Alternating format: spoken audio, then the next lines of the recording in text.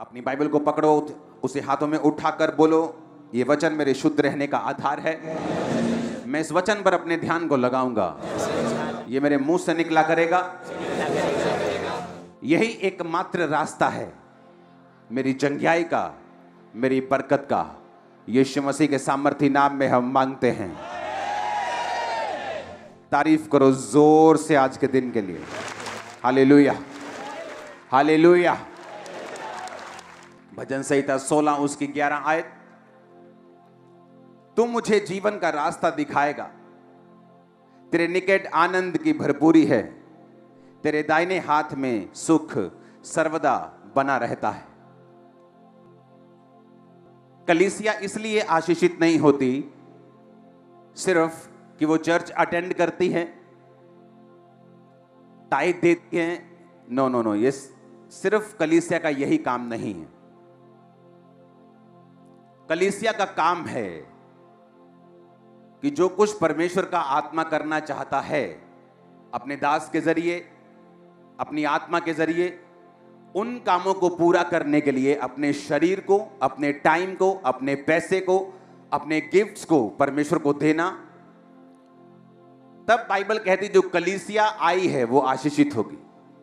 आमीन। पौलुस ने कहा परमेश्वर तुम्हारी हर घटी को इज्जत समेत पूरा करेगा।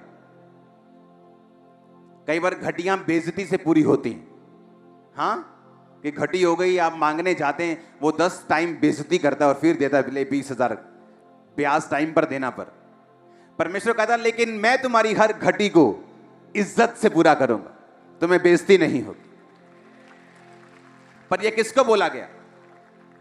यह उस कलीसिया को बोला गया जो पौलुस के मिशनरी कामों में उसकी सहायता करते थे, जो चंदा भेजते थे, जो उसके साथ खड़े थे, जो पौलुस के साथ खड़े होने से शर्मिंदा नहीं थे। बाइबल कहती पौलुस ने कहा अब मेरा परमेश्वर तुम्हारी हर घटी को मसीह में महिमा सहित पूरा करेगा। पिछले साल पंजाब में बहुत विरोध हुआ परमेश्वर का। मेरे गांव मत आना, इधर नहीं आना, उधर मत आना। तो मैंने कहा था एक कमेटी बनाएंगे, पास्टर्स कहीं भी किसी भी मिशन का किसी को टच किया उसका सारा जिम्मेवारी हम लेंगे, चर्च लेगी। क्या हुआ? किसी पास्टर को चोट लगती थी, कोई चाकू मार गया, उसको लगता अब क्या होगा, उसका बेस्ट हॉस्पिटल में ट्रीटमेंट होता था, उसकी फैमिली को मंथली पेमेंट मिलती थी, उसका पूरा इलाज फर्स्ट क्लास हॉस्पिटल में, उसको कोई चिंता नहीं थी। उनको लगता था कि नहीं यार ये काम। हर संडे मेरा बयान आता था कि नहीं? क्योंकि पंजाब के हर गांव से इस चर्च के मेंबर हैं, तो मेरा बयान काम करता था। अब लोग बोलते हैं मणिपुर के लिए बयान क्यों नहीं देते? वहां मेरा कोई मेंबरशिप नहीं है, कांटेक्ट नहीं है। मेरा बयान उनका नुकसान करेगा, फायदा नहीं करेगा। लेकिन क्या मैं काम कर रहा हूं? खुदाबंद छक्के छुड़ा देगा। टाइम की वेट करना, अपनी जस्ट वेट करना। हर काम को बोल के किया जाए जरूरी नहीं। यीशु ने हमें सांपों की तरह बुद्धिमान रहने के लिए बोला। तो डोंट वरी, अगर मैं किसी चीज का नाम नहीं ले रहा हूं तो मैं उसके लिए काम नहीं कर रहा हूं, ये भूल जाओ। ये जिंदगी खुदा के लिए और उसके लोगों के लिए, और कुछ नहीं कर रहा हूं मैं। मेरा कोई पर्सनल एजेंडा नहीं है, मेरा कोई पर्सनल बिजनेस नहीं है। मैं चाहूं तो लाखों करोड़ों मिलियंस ऑफ डॉलर्स कमा सकता हूं देश के बाहर जाके। मैं आपके बीच में रहता हूं, रोज सुबह 1, रोज शाम 8, रोज सुबह 1, रोज शाम 8। आपने मुझे फंसा लिया है, आप मुझे जाने नहीं देते कहीं पे। अगर मैं नाम नहीं ले रहा हूं तो उसका मकसद है, क्योंकि जहां मेरा नाम लेने से फायदा होगा मैं लूंगा, जहां उनका नुकसान होगा मैं नहीं लूंगा। लेकिन काम कर रहा है खुदावंद, मैं आपको बता रहा हूं। सुनो, जिस जगह पे आप हिस्ट्री देख लो, पड़ोसी देशों की देख लो, दूर देशों की देख लो, जिस देश में परमेश्वर के नाम का विरोध पब्लिकली हुआ है, उन्होंने मार भी पब्लिकली खाई है। भूचालों से, प्राकृतिक आपदाओं से, सूखे से, बाढ़ से, चेक कर लो, जाओ चेक कर लो, जाओ हिस्ट्री चेक कर लो। परमेश्वर तुमको कहता है माफ कर दो, इसका मतलब ये नहीं वो भूल गया है। जीसस ने कहा पिता इन्हें माफ कर, ये नहीं जानते क्या हो रहा है, ये क्या कर रहे हैं। इसका मतलब ये नहीं परमेश्वर ने माफ कर दिया। कुछ ही सालों के बाद रोमी आए, यरूशलेम के सारे आराधनालय को ढाकर, वो लोग जो अपने आराधनालय पे घमंड करते थे उनको बंदी बनाकर उनके 3600 लोगों को मारकर घड़ीस कर वहां से लेके गए थे। परमेश्वर ने कहा था पिता इन्हें माफ कर, उसने तो माफ कर दिया, लेकिन वो कहता जब तू माफ करता ना, तू अंगारों का ढेर लगाता है अपने माफ करने वाले के सिर पे। तो लोग तो विरोध करके भूल जाते हैं, लेकिन जब परमेश्वर जवाब देता है ना, तो तौबा तौबा कानों में हाथ लगते हैं कि नहीं। फिर वो हटता भी नहीं, जल्दी हटता भी नहीं, वो पूरा हिसाब किताब चुकता करके वो हटेगा। और साथ में हमको भी लगाया हुआ है, हाँ, कि सब जगह मेरा बैंक बैलेंस पहली बार इतने महीनों में हुआ कि बिल्कुल जीरो पे आने पे लगा। इतनी चैरिटी हो रही है, क्योंकि मैं रोक नहीं सकता उन लोगों के लिए। मेरे दिल में होता है कि, और मेरी आदत है कि मैं सिर्फ फोटोज के लिए चैरिटी नहीं करता हूं कि फोटो देनी है, चल भी 10 ब्रश तू ले जा, 10 पेस्ट तू ले जा। हाँ, वो मैं कर नहीं सकता हूं। अगर चैरिटी किसी के घर में जाएगी तो महीने का राशन, बोतलें, दूध, डायपर सब कुछ जाएगा। तो ऐसा नहीं जाएगा कि हाँ 2 सेकंड के लिए गए, फोटो ली इंटरनेट पे डालने के लिए। वो मेरे से होता नहीं। आप जितना इंटरनेट पे देखते हो वो सिर्फ 1% है जो चैरिटी हम करते हैं।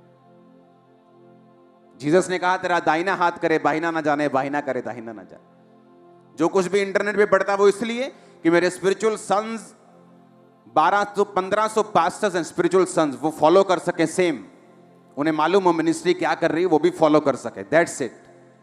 हालेलुया। तो ये भूल जाओ कि परमेश्वर भूल गया है। उसने तुमको बोला है माफ करने के लिए, वो खुद हिसाब किताब पूरा चुकता कर रहा है। हालेलुया। और ऐसा ही है परमेश्वर। इसलिए बाइबल कहती है परमेश्वर के हाथों में पड़ना भयंकर बात है। जब मेरे घर में क्रिश्चियन सिस्टर्स आई थी प्रार्थना करने के लिए मेरे दादा पे, तो मैं उनको बोलता था कि अगर दोबारा मेरे घर में आए ना, हिंदू घर है हमारा, तो पीटेंगे तुमको, क्योंकि तुम ऐसे हो, तुम वैसे हो, तुम हमारे खिलाफ बोलते हो। विरोध करके अपनी फैमिली को मैं ले गया वापिस, चर्च नहीं जाने दिया। अपने घर के मॉडल टाउन मार्केट के अंदर बहुत बड़ा मेरा घर था, 25 मरले से भी ज्यादा। तो वहां मैंने अपने घर की ड्योढ़ी के ऊपर मंत्र लगा दिए थे कि सारा दिन इनको सुनना है, खबरदार जो चर्च गए तो। आप जानते नहीं मैं कहां से आया हूं, लेकिन जब पागलपन के दौरे पड़े, जब बीमार हुआ, जब डॉक्टर्स ने, जब वैद्यों ने, जगहों ने जब हाथ खड़े कर दिए, पागलों की तरह मैं जाता था उनकी जगहों के ऊपर। आप मुझे देख के बताओ मेरा क्या है फ्यूचर, मैं क्या करूं, मैं ऐसे फील कर रहा हूं, मैं ऐसे महसूस कर रहा हूं, मेरा दिल करता मैं सुसाइड कर लूं, मुझे पागलपन के अटैक होते, मैं कोई हल नहीं। क्योंकि मैं भूल गया था कि मैंने विरोध किया था जीसस का। मैं तो भूल गया विरोध करके, जीसस कहां भूलते हैं। तुम तो भूल गए विरोध करके, हाला लाला मचा के, और तुम्हें लगता था कि क्या होगा।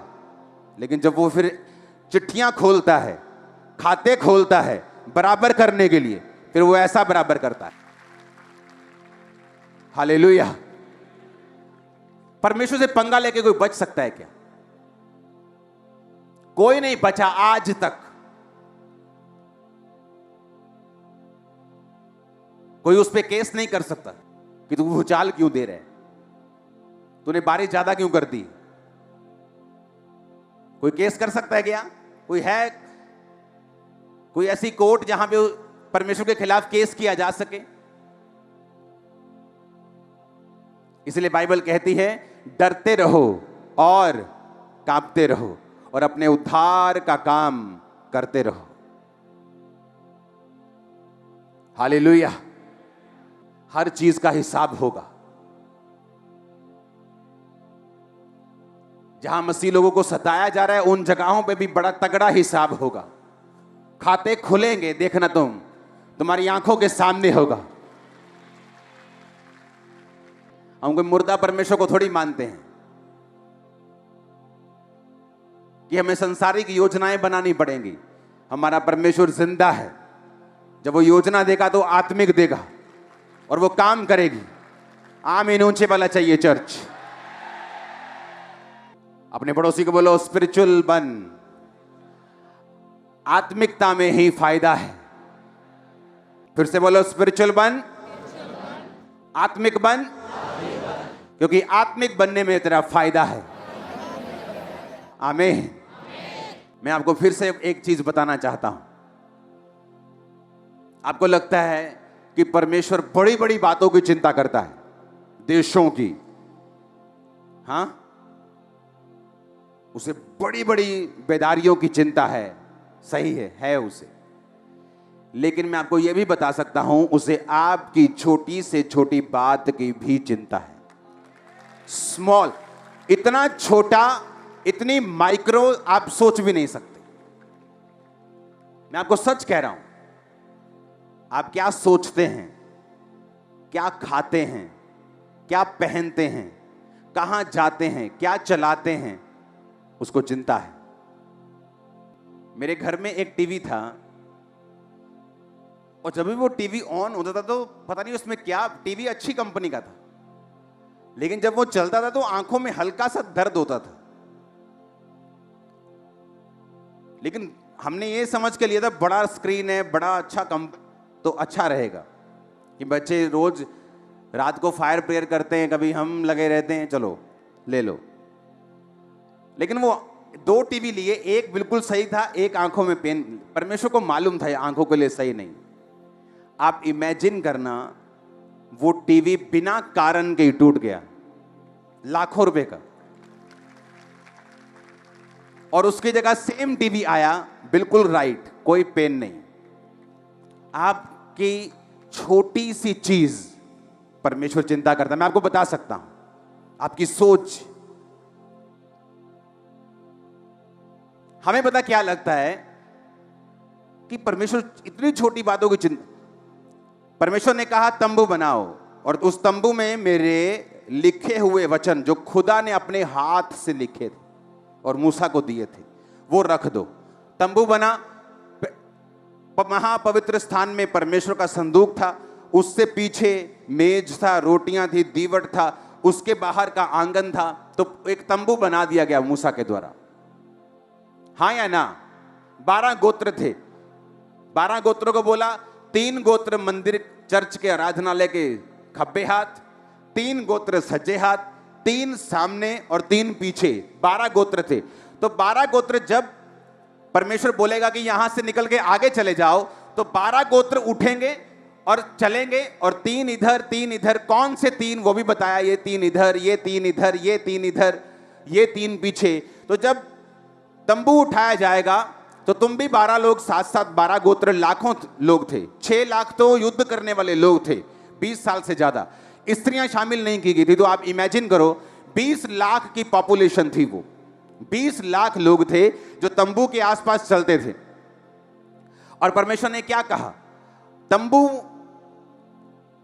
में जो लोग होंगे, तंबू का जो सेवा करेंगे, वो लेवी लोग, वो उसमें शामिल नहीं थे। तो जैसे ही परमेश्वर बोलता था कि तंबू उठा के चलो आगे, तो कुछ उसके दीवट को उठाते थे, कुछ की ड्यूटी लगी थी पवित्र स्थान को उठाना, कुछ की ड्यूटी पर्दे उठाना, बांस जो भी था उनके पास उठाते थे, वो चलते थे। लेवी बीच में, 12 लोग साइड पे चलते थे। समझ आई कि नहीं आई? अपने हाथों को उठा के बोलो, परमेश्वर जो कुछ अब मैं समझूं वो 100 गुना फलों को लेके आए। मांगो अपने हाथों को उठा के पहले, ऊंची आवाज में।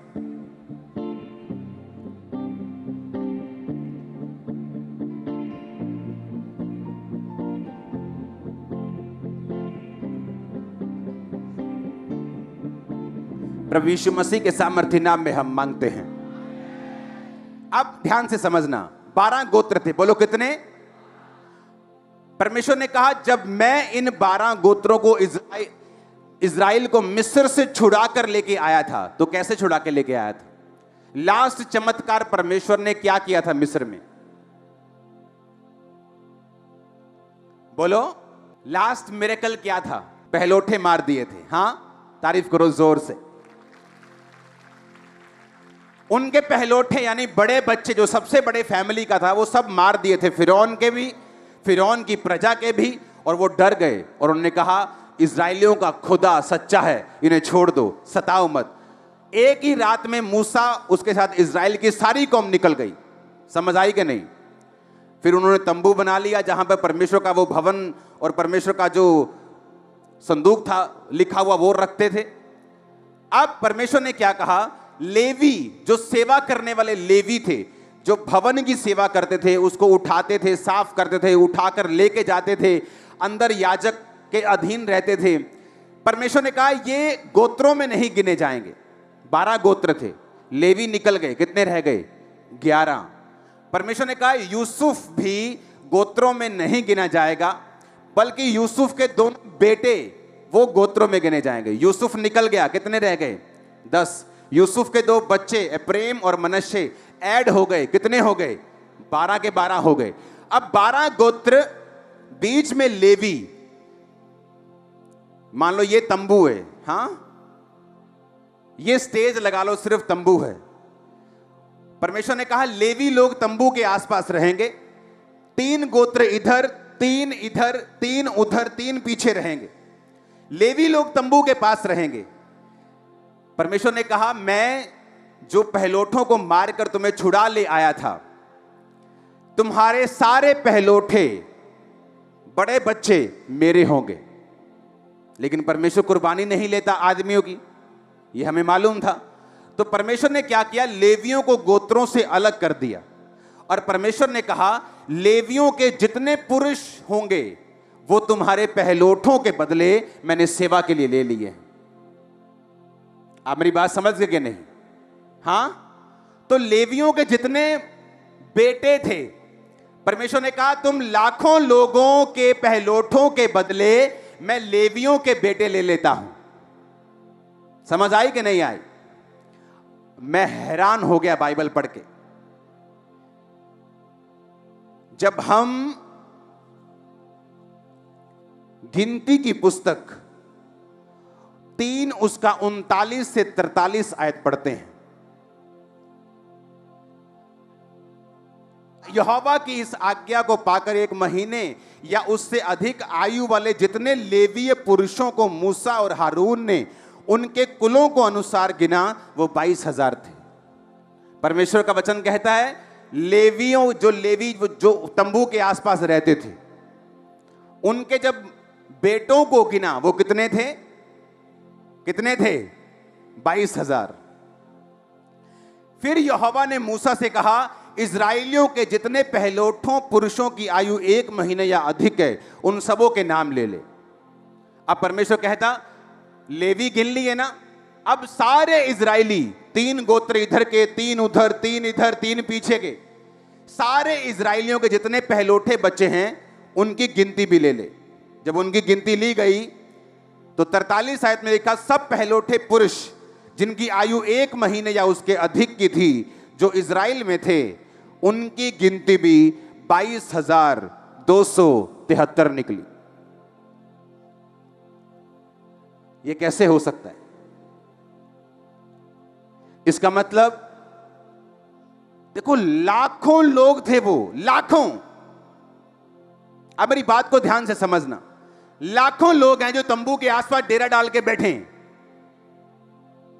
और परमेश्वर कहता है ये सारे इनके पहलोठे बड़े बच्चे मैं उनके बदले में लेवियों के मेल को, बच्चों को, उनके लड़कों को ले लेता हूं। जब उनके पहलोठे गिने गए 22,000, इनके लड़के गिने गए लेवियों के 22,000। कैसे हुआ? इतने लाखों की पॉपुलेशन, उन्हें लगता है आहा हा मेरे भाई की शादी होगी, आहा हा मेरे भाई का बच्चा हो गया। परमेश्वर कर रहा था। किसी का नहीं हुआ, परमेश्वर कर रहा था। 22,000, 22,000। सोचो इतनी माइक्रो मैनेजमेंट कर रहा है कि वो पॉपुलेशन को भी कंट्रोल कर रहा है, और तुम्हें लगता है मेरी शादी हो गई इसलिए बच्चा हो रहा है। वो कहते तुम्हारे सारे पहलोठे मेरे, लेवियों अपने मेल बच्चों को गिनो, कितने? 22,000। तुम्हारे पहलोठे कितने? 22,000। मैं जिंदा खुदा हूं, उसने कहा। मैं जानता हूं एक एक चीज जो तुम्हारी लाइफ में हो रही है। इमेजिन करो तुम्हें क्या लगता है तुम्हारी जिंदगी में जो हो रहा है परमेश्वर को मालूम नहीं? कौन सी सोच तुम्हें तंग कर रही, क्या उसे मालूम नहीं? कौन सी चिंता तुम्हें सता रही, क्या उसे मालूम नहीं? कौन सी बॉडी का पार्ट तुम्हारी हीलिंग को चाहिए, क्या उसे मालूम नहीं? क्या तुम्हें तुम्हारी लाइफ में परमेश्वर चाहता है, तुम्हें यह देखना है वचनों के जरिए से। वो ऐसा परमेश्वर है जो लाखों में भी एक एक गिनती को, एक एक बच्चे को कंट्रोल किया हुआ उस ऐसा परमेश्वर। देखो लाखों लोग बैठे हैं, लाखों गोत्र, 3 में भी लाखों के हिसाब से, इधर लाखों, इधर लाखों, इधर लाखों, उधर लाखों, और इधर भी 22,000 निकले सबके, और इधर भी 22,000। और हमें लगता है कि परमेश्वर के पास ये कंट्रोल नहीं है कि मेरा वीजा आएगा कि नहीं। ये परमेश्वर की गलती थोड़ी, उसको क्या कंट्रोल है? हमें लगता है वो मेरे सिर दर्द को कैसे कंट्रोल कर सकता है? मेरा बेटा तो बिगड़ गया है, बेटी बिगड़ गई, वो तो कैसे कंट्रोल हो सकते हैं? वो कहता है मैं तो लाखों को कंट्रोल कर रहा हूं, तुम्हें क्यों नहीं कर सकता? वो तो एक एक गिनती का हिसाब रख रहे हैं, तुम्हारा हिसाब क्यों नहीं रखेगा? इमेजिन करो आप, सब शुरुआत करते हैं मसीह में। हां, बाइबल कहती है, याकूब कहता मैं मरने वाला हूं, आ जाओ अपने अपने हिसाब किताब लेके तुम्हें आशीष दूं। यूसुफ भी चला अपने 2 बच्चों को लेके। याकूब के पास पहुंचकर उसने देखा, अपने बाप के पास गया और अपने बड़े बेटे को अपने अपने लेफ्ट साइड कर लिया कि जब उसका बाप प्रार्थना करे तो सज्जा हाथ उस पे आए। थोड़ा बुजुर्ग बंदा चाहिए।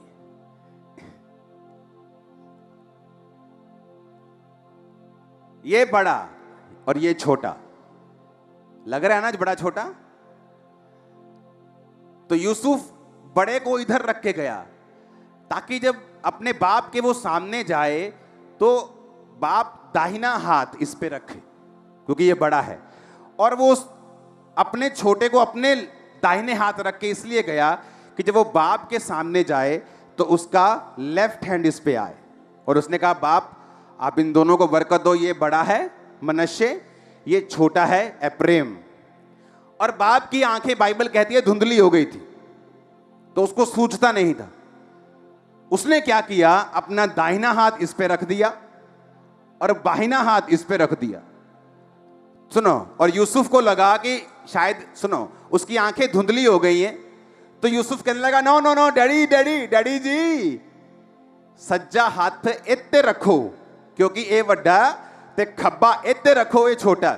यूसुफ कहता नहीं नहीं नहीं मेरे बेटे, मुझे मालूम है छोटा ये है और बड़ा ये है। और उसने वचनों को बोला। उत्पत्ति 48 उसकी 13 से 20, 19 आयत में पढ़ता हूं। पिता ने कहा नहीं, सुन है मेरे पुत्र, मैं इस बात को भली भांति जानता हूं, यद्यपि इससे भी मनुष्यों की एक मंडली उत्पन्न होगी और वो भी महान हो जाएगा, तो भी छोटा भाई इससे अधिक महान हो जाएगा और उसके वंश से बहुत सी जातियां निकलेगी। उसने क्या कहा? उसने कहा बेटा नहीं, ऐसा नहीं है, ये खुदा की मर्जी है कि छोटा बड़े से भी अधिक महान हो जाएगा। उसने वचनों को रिलीज किया, इन्होंने आमीन बोला। उसके बाद याकूब खुदा के पास था, वो दोनों बच्चे बड़े होते गए और देखो असर क्या हुआ। गिनती 2 उसकी 18 से 21 में उसका असर नजर आता है। जो गोत्र मैंने आपको बताए थे, जब गोत्रों की गिनती हो रही थी कि तुम खब्बे रहोगे, तुम पश्चिम में, तुम उत्तर में, तुम दक्षिण में, तुम पूर्व में रहोगे, तो गोत्र गिने जा रहे थे कि गिनना भी है कि कितने बंदे हैं एक गोत्र में। पश्चिम की ओर एप्रेम की छावनी के झंडे के लोग अपने दल के अनुसार रहेंगे। उनका प्रधान अमीहूद का पुत्र अली शामा होगा।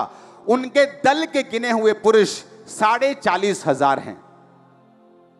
एप्रेम छोटा, कितने पुरुष निकले लड़ाई वाले? 40,500। 20 में लिखा उसके नजदीक मनश्शे के गोत्र के रहेंगे। उनका प्रधान पदासूर का पुत्र गमलीएल होगा। उसके दल के चुने हुए गिने हुए पुरुष 32,200 हैं। जब छोटे का वंश गिना गया तो कितना निकला? 20 साल या उससे अधिक के युद्ध करने वाले पुरुष कितने निकले? 40,000। जब छोटे का गिना गया तो कितने निकला? बड़े का निकला गया कितना? 32,000। आपके घर में पहले बड़े की शादी होती, हाँ, फिर छोटे की होती, ऐसा ही होता है कि नहीं? चलो मान लो कि छोटा ज्यादा तेज है, लव मैरिज करा गया वही, हाँ, कि बड़ा देखता रह गया, छोटा ज्यादा तेज है, चलो इत्तेफाक हो गया कि छोटे की शादी पहले हो गई।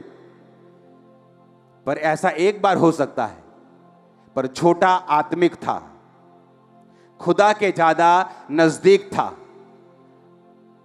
और बाइबल कहती है यूसुफ मनश्शे के पोते और एप्रेम के पड़पोतों को देखने पाया। पहले पड़पोता उसने किसका देखना चाहिए था? मनश्शे का बड़ा था वो, पर बाइबल कहती है वो उसने पड़पोते किसके देखे? एप्रेम के। एप्रेम की गिनती 40,000, बड़े भाई की गिनती 32,000। क्योंकि जब वर्ड्स रिलीज हुए, एक व्यक्ति जब आत्मिक होने का फैसला करता है, उसका सगा भाई हो या साथ में आया हुआ क्रिश्चियन हो जो उसके साथ प्रभु को जिसने माना था सेम टाइम पर अगर आप आत्मिक हैं, रिजल्ट नजर आएगा आने वाले दिनों में। लाइफ स्पिरिचुअल है, आपको मानना पड़ेगा। जब दोनों भाई वहां से निकले कोई फर्क नहीं लगा।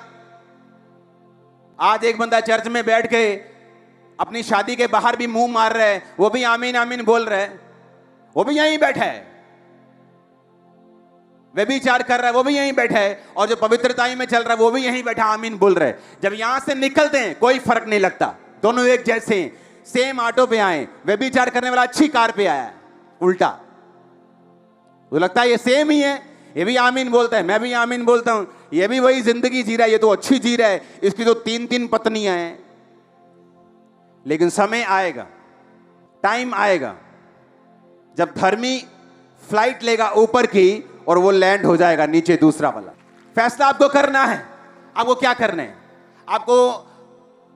आपको ऊपर की ओर जाना है कि नीचे की ओर जाना है? क्योंकि अभी जब चर्च के बाहर आप दो जिंदगियों को कंपेयर करेंगे, आपको कोई फर्क दिखाई नहीं देगा। पापी में और धर्मी में आंखों से देखने पर कोई फर्क नहीं दिखेगा। और धोखा मत खाना धोखा, क्योंकि शैतान एक ही दिन में उसको तबाह कर देगा जो पाप के नीचे है, क्योंकि शैतान के पास ताकत है उन्हें तबाह करने की। और धर्मी जो अपने घर को चट्टान के ऊपर बना रहा है, आपको बढ़ता हुआ, स्ट्रांग होता हुआ, आगे बढ़ता हुआ, ऊंचा जाता हुआ दिखाई देगा यीशु के नाम में। फैसला आपको करना है। क्योंकि मेरे ग्रुप में बहुत से लोग थे, पास्टर्स को मूर्ख बनाते थे, इतना मूर्ख बनाते थे आप हैरान हो जाओगे। पास्टर ने मुझ पे हाथ रखना, मैंने कहा ओ खुदावंद तेरा धन्यवाद, उस पे हाथ रखना, इतना लगना यार तो आत्मा वाला बंदा है यार। और अगली रात लड़की के साथ सोया होता था, नेक्स्ट नाइट। पर आज चलो मेरा तो छोड़ो, कोई कंपेयर नहीं कर सकता उसके साथ। एक स्मॉल ब्लेस्ड बंदा भी उसके साथ कंपेयर करेगा तो अपने आप को ऊपर पाएगा। इतना लो लेवल पे जा चुका है। हर जगह उसको परमेश्वर ने लोएस्ट लेवल दिखाया, क्योंकि परमेश्वर को मूर्ख बनाता था, उसके लोगों को मूर्ख बना सकते हो 2-4 दिन के लिए, लेकिन जो न्याय आने वाला है उसको तो मूर्ख नहीं बना सकते। झूठ बोल सकते हो पर फ्लड को रोक नहीं सकते। हालेलुया। तो दिखने में दोनों एक जैसे हैं, एप्रेम भी मनश्शे भी। हाथ रखा तो भी एक जैसे, आमीन बोल के आए तो भी एक जैसे। 2-4 साल कोई फर्क नहीं पड़ा। लेकिन जब आपकी लाइफ की प्रोफेसी जो एक बच्चे के रूप में आपको दी जाती है। आप उसे पालते हैं, जिंदा रखते हैं, उसे फीड करते हैं। छोटा सा बच्चा आपको दिया जाए, हाँ, कुछ लोग कुत्ते का बच्चा लेते हैं, मार देते हैं उसको, इतना उठाते हैं, इतना खिलाते हैं, खिलाते ही नहीं या कुछ तंग कर दे, मर जाता है। लेकिन कुछ लोग उसे लेते हैं, पालते हैं और बड़ा करते हैं। प्रोफेसी इसी तरह की है। आप उसे बच्चे की तरह लेते हैं, खिलाते हैं, उसकी रक्षा करते हैं कि प्रभु ने कहा है मेरे सिर के ऊपर, ये प्रोफेटिक वर्ड है, मुझे व्यभिचार में नहीं जाना है, चोरी नहीं करनी, डाका नहीं मारना है, गलत काम नहीं करना है, शराब नहीं पीनी, नशा नहीं करना है। मैं अपनी प्रोफेसी को बड़ा करूंगा और जब वो बड़ी होकर बोलने लगेगी तो दुनिया सुनेगी आपको इन जीसस ने। जब तक वो बड़ी होने के योग्य नहीं है तब तक लोगों को लगता है क्या फर्क है तुझ में और मुझ में, चला ऐश करते हैं, क्या फर्क है तुझ में और मुझ में, चला एक बड़ी अच्छी शैंपेन आई है बड़ी महंगी वाली, उसे पी के आते हैं, चला पार्टी करते हैं। क्योंकि अभी आपकी प्रोफेसी छोटी है, बोल नहीं सकती, लेकिन उसको जिंदा रखो। क्योंकि एक बच्चा जब छोटा होता है, अगर आप उसे पालेंगे वो बड़ा होगा, और बड़ा होगा तो बोलेगा भी और काम भी करेगा। प्रोफेटिक वर्ड जो आप पे रिलीज किए जाते काम करते हैं, लेकिन बाइबल कहती भविष्यवाणियों को तुच्छ मत समझो, उनको पालो, उनके विषय में काम करो, उनके अनुसार अच्छी लड़ाई को लड़ो। हालेलुया। एक विश्वासी को मालूम होता है खुदा की बड़ी योजना है, लेकिन उसे मालूम है कि वो कमियां उसकी लाइफ से दूर होनी चाहिए। हालेलुया। परमेश्वर ने कहा अब्राहम तेरे पास पैसा भी है, बरकतें भी हैं, लेकिन एक आशीष जो तू चाहता है, मेजर वाली, बड़ी वाली, जो बड़ी स्ट्रांग है, जो सारा सिनेरियो चेंज कर दे। लोग गवाही देते होंगे उसके घर में, वाह भैया अब्राहम तो बड़ा कमाल का हो गया, किथे हले होया थोड़ी है कुछ, पैसे ही है, बरकत ही है। अब्राहम चाहता कि वो वाली बरकत जरूर मिले मुझे, वही मुंह बंद करेगी। और परमेश्वर कहता अगर मुंह बंद करने वाली बरकत चाहिए तो तुझे सिद्ध होना पड़ेगा, परफेक्ट होना पड़ेगा। और जब परमेश्वर आपको बोलता है मेरी बेटी परफेक्ट होना है, सिद्ध होना है, तो तुम्हें मालूम है परमेश्वर किसके बारे में बात कर रहा है। तुम्हें मालूम है तुम टीवी देखती हो ज्यादा, तुम्हें मालूम है तुम प्रेयर नहीं करती हो, तुम्हें मालूम है फोन की एडिक्शन हो गई है तुमको, तुम्हें मालूम है तुम चुगलियां करती हो, तुम्हें मालूम है कौन सी कमी है तुम्हारे अंदर, और तुम्हें मालूम है जब परमेश्वर कहता है मेरी बेटी सिद्ध हो जा, तुम्हें पता है कौन सी कमी दूर करनी। और वो वाली टेस्टमनी जो मुंह बंद कर देगी शैतान का और विरोधियों का, वो सिद्धता के बाद आपकी लाइफ में आती। अब तुम देखो सारा कुछ तुम्हारे सामने है, स्पिरिचुअल होने का असर क्या हुआ वो भी तुम्हारे सामने है, थोड़ा कम स्पिरिचुअल होने का असर क्या हुआ वो भी तुम्हारे सामने है, पाप करने का असर क्या हुआ वो भी तुम्हारे सामने है। अब तुमने ये देखना है कि मुझे किस रीति से प्रभु में चलना है, अपनी भविष्यवाणी के लिए लड़ाई करते हुए, वचन पे चलते हुए चलना है, या पंगे लेते हुए, संसार का भी आनंद लेते हुए, सब जगह मुंह मारते हुए चलना है, तो तुम्हारी मर्जी। अगर आदत ही पड़ जाए धक्के खा के जाने की तो प्लेन कहां से पसंद आए। अगर बसों में धक्के खाने की आदत पड़ गई है तो फिर प्लेन कहां से पसंद आए। हाँ, जब तक ऐसे खड़े खड़े कपड़े ना फट जाएं 2-3 जगह से, फिर कहां प्लेन पसंद आए। तो अगर प्लेन मौजूद है मुंबई जाने के लिए तो क्यों बसों में जा रहे हो। अगर तुम्हें मालूम है पवित्रताई में चलने से तुम्हारी राह आसान हो जाएगी और खुदावन तुमसे बात करेगा, तुम्हें गाइड करेगा, तो क्यों चलना उस रास्ते में जहां पे सब कुछ अंधेरा है, जहां अगुवाई होनी बंद हो जाती है और हम शरीर के अनुसार चलना शुरू कर देते हैं। हालेलुया। अपने पड़ोसी को बोलो आत्मिक बन, फिर से बोलो आत्मिक बन। अपने हर एक पड़ोसी को बोलो ऊंची आवाज में, क्वायर को, ले हैंड वाले को ऊंची आवाज में बोलो आत्मिक बन, तेरा फायदा है इसमें। बोलो बोलो बोलो बोलो ऊंची आवाज में बोलो बोलो, मैं देख रहा हूं तुमको। 7 जनों को बोलो, 5 जनों को बोलो, अपने आसपास अलग अलग लोगों को।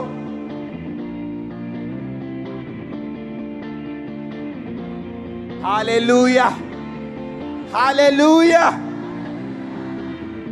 आत्मिक दौड़ में दौड़ोगे तो एक जगह पहुंच जाओगे, फिर जहां पहुंचोगे कोई नीचे नहीं कर पाएगा। कोई जितना मर्जी बोल ले, दुखी हो जाएगा, सिर दर्द हो जाएगा, उसको तुम्हारा होगा कुछ नहीं। हालेलुया। तैयार हो तुम स्पिरिचुअल होने के लिए? अपने हाथों को उठाओ।